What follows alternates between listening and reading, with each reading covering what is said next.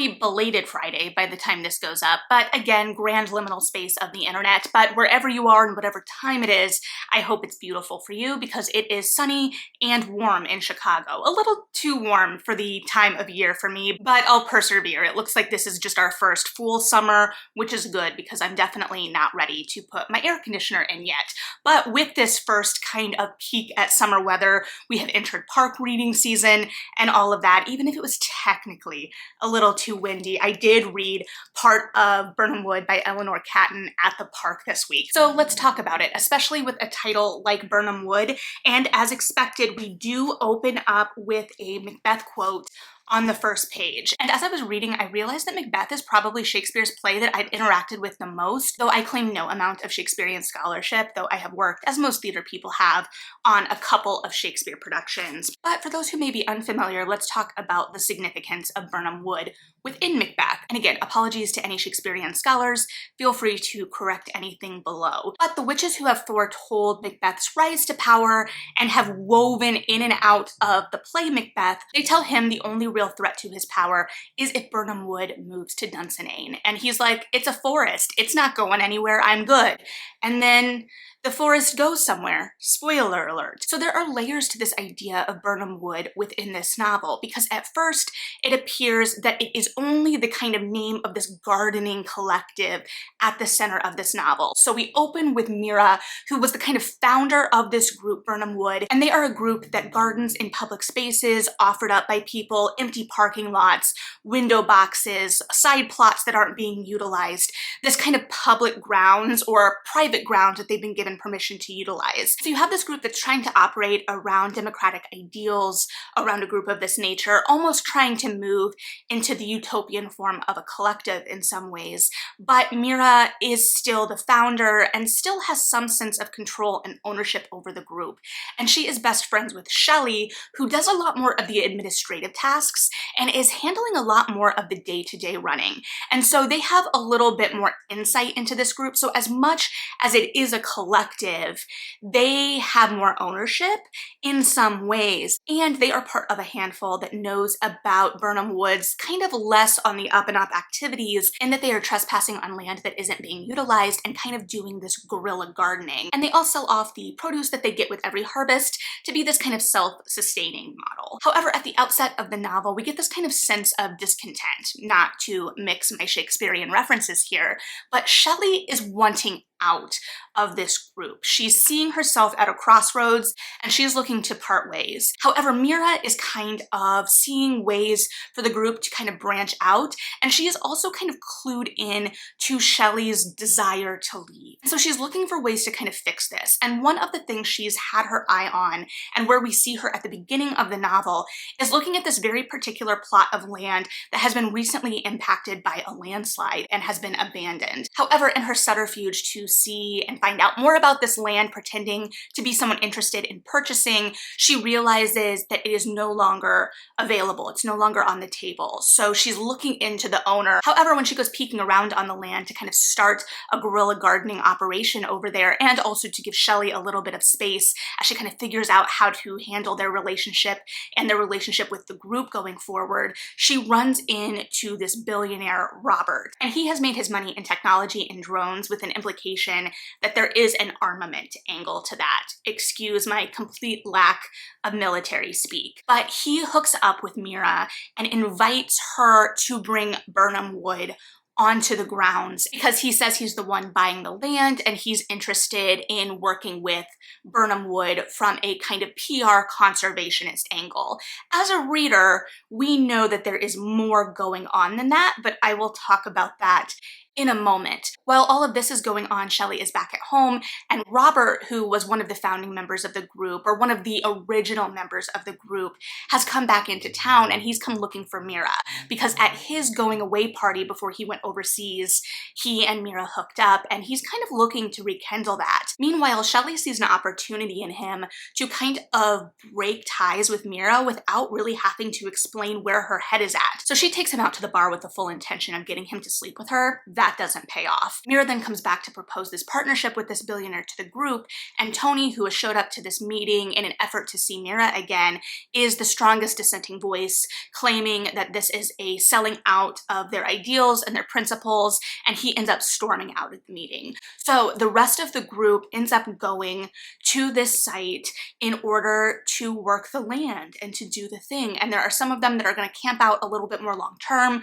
some people that will be coming in on the weekends, and they're using these funds that they've already been given to kind of facilitate and to fund this. Meanwhile, Tony gets it in his head that there is a story here, and he's looking to kind of make his name as a journalist. So he also goes down, but kind of like hides out in the woods and is kind of slinking around, trying to get to the bottom of what exactly is going on here. And as readers, we know that there's more than just farming going on here. We know that Robert has this kind of illicit mining operation going on this same site, but it's unclear exactly how much Birnam wood is going to interact with that. Is it a cover? Is it a hindrance? What exactly is going on? And then it becomes a question of how much of a narrative connection to Birnam wood, to Macbeth, are we going to have?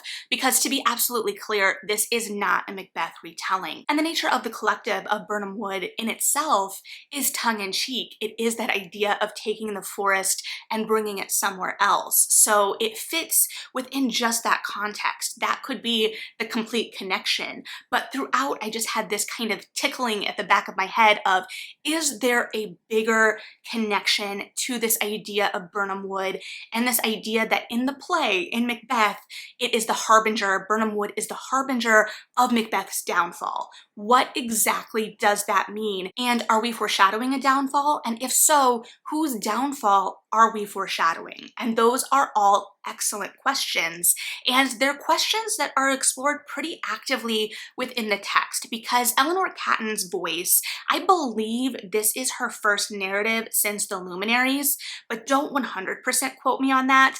I also don't want to engage with that idea too much, because that means that it's been like, what, almost 10 years? I believe 9 since The Luminaries came out, which absolutely blows my mind, but I guess I will have been out of college for a decade next month, so that tracks. But The Luminaries, which I believe had a limited release series within the last year or two, which I haven't seen but don't recall taking off in the way that I anticipated based on how big the book was when it came out. But if you'll entertain a tangent for just a second, which I promise will connect back to Birnam wood stylistically, The Luminaries and The Goldfinch were both released around the same time and were huge books. And both books were these kind of operatic, massive things. The Goldfinch was obviously, or not obviously if you haven't read them, a little more contemporary. The Luminaries was a historical, and it was a historical that was very reminiscent, even to reviewers at the time, of a 19th century novel. It had that same kind of scope.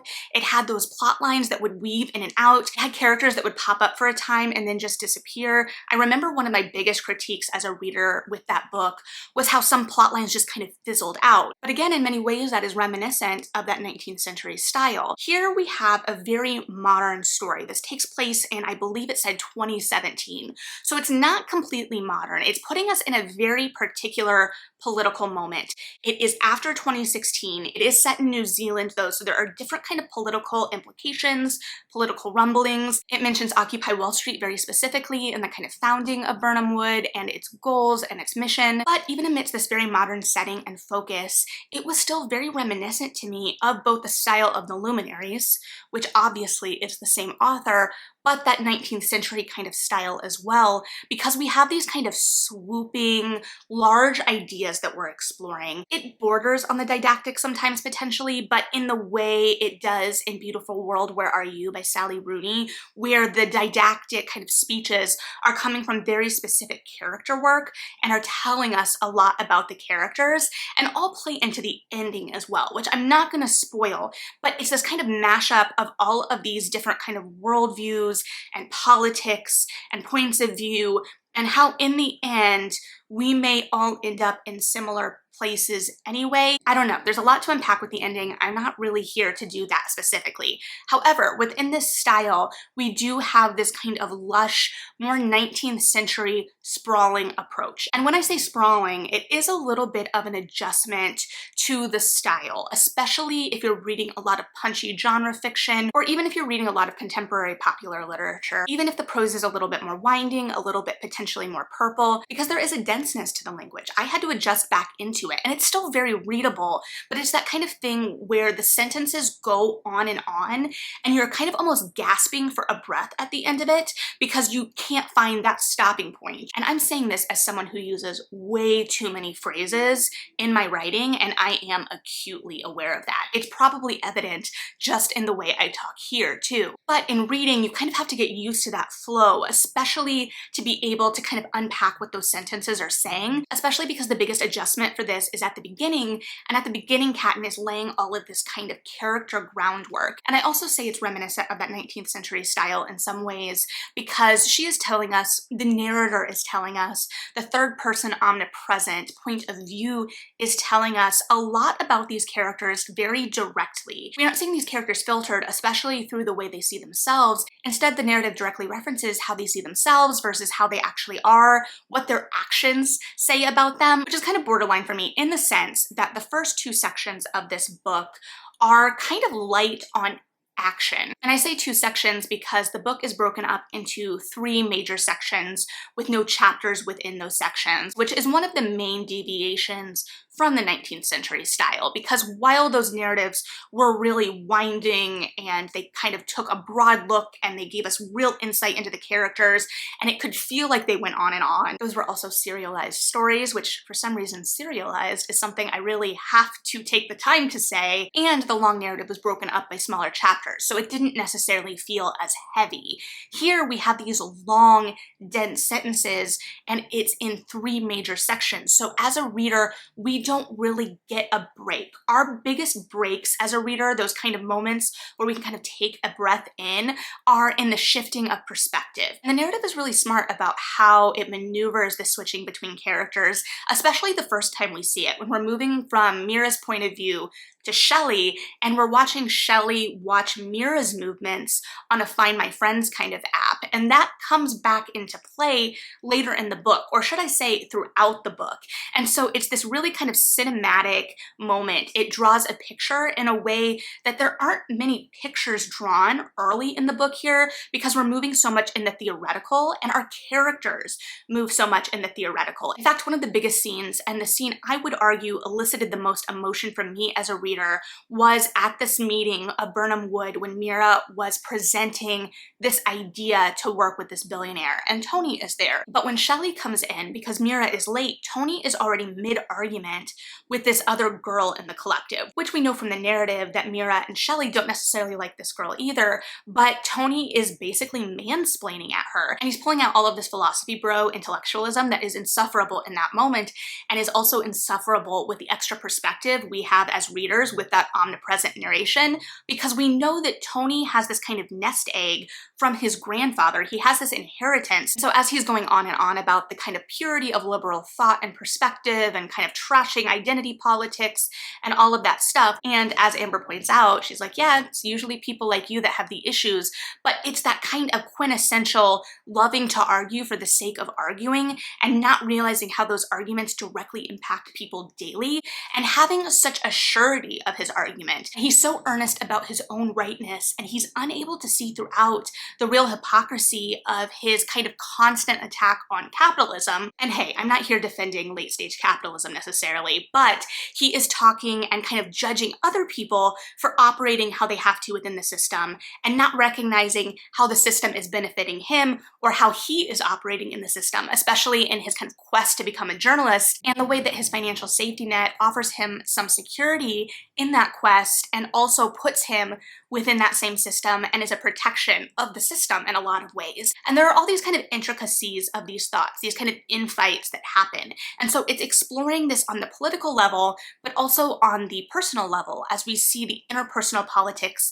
of these people kind of break down, as we see the butting of heads between Shelley and Mira. But it's this kind of low tension for the first two sections, because it's all kind of building for those first two sections. It's our planting, if you will forgive the very obvious analogy, and part 3 is our reaping. And things come to a head very quickly in part 3, to a point where it all comes to a head at the end of part 2, and it all felt very sudden for me at the moment, in a way that really threw me out of the narrative. I had settled kind of back in after adjusting to the style and the tone and how we were operating within this world, and then I was kind of jarred out of it with this sudden escalation in a way that at the time I was like, no, this doesn't make sense. None of the motivations have built to this point yet, because we were building very slowly, and I was like, no, it doesn't make sense that this character would do this, that this would happen in this way. And then the fallout of it is very clear in part 3, and it's also this kind of breaking down of these characters and who these characters are, who these characters think they are, what kind of mode of ethics or morals they operate within, where they will push the boundaries that they never anticipated, and what choices they will make. And it also goes back to this idea of it being broken up into these 3 big chunks, because we talk about the escalation really happening at the end of the second chunk, and the third chunk being that real climax and fallout. And it has admittedly been a hot second since I analyzed something from a 3-act structure, because we don't see necessarily, I would argue, as many cut and dry 3-act structures in novels, or at least structured so obviously in a 3-act structure, and most plays aren't really operating within a 3-act structure anymore. It's interesting because if we are looking at this through the lens of Macbeth and Shakespeare, that is a 5-act structure, so we're kind of condensing. Again, it's not a beat for beat retelling, so that structure really doesn't have any bearing on the structure of this. And that structure is also interesting in the way that we weave in and out of these different characters' points of view throughout all 3 sections, in a way that is again a little reminiscent to me of that 19th century novel standard, because sometimes we're like, why are these characters here? What is the point of this? Why are we going into this in such minutia? Why are we drawing the characters out in this way? But it all comes to play at the end of everything, at that climax. I also have a note written down that to me, the exploration of characters here feels a little bit George Eliot. Granted, caveat that I haven't read all of George Eliot by any means, but what I mean is that it really is looking at the full breadth of these characters. It's not afraid to call out their flaws and kind of look at them as really complicated, sometimes complicit people, and this idea that they're all kind of insufferable in some way. So it's about the kind of character study and the exploration, rather than necessarily rooting for any individual character in particular at any given moment. It's about watching how things play out and who has the upper hand and what exactly is going on. If you are coming into this looking for a real action-packed kind of thriller almost right out of the gate, that is not necessarily what you're gonna get. This also isn't really a cult exploration in the way that I was kind of projecting on it after I'd read the blurb. Rather, it is a look at the way that these kind of operations and these kind of not-for-profits or these kind of underground groups can kind of operate, and the kind of pressure points and fault lines within a group like this. And while we get to see the group operate, absolutely, we are somewhat removed from the group still, because we are still really focused in on Mira and Shelley and what the group means to them, and kind of vice versa. So yeah, there is definitely a lot to dig into. This is in many ways a completely different novel than The Luminaries, obviously, but there are these little kernels that connect them in the style and the exploration of characters in the form, while really updating it and making it a searing kind of commentary on our current political climate. So if you've read this one, I am eager to hear your thoughts. Thanks as always for hanging out and listening to mine. Read something good, like and subscribe if you feel like it, and yeah, bye.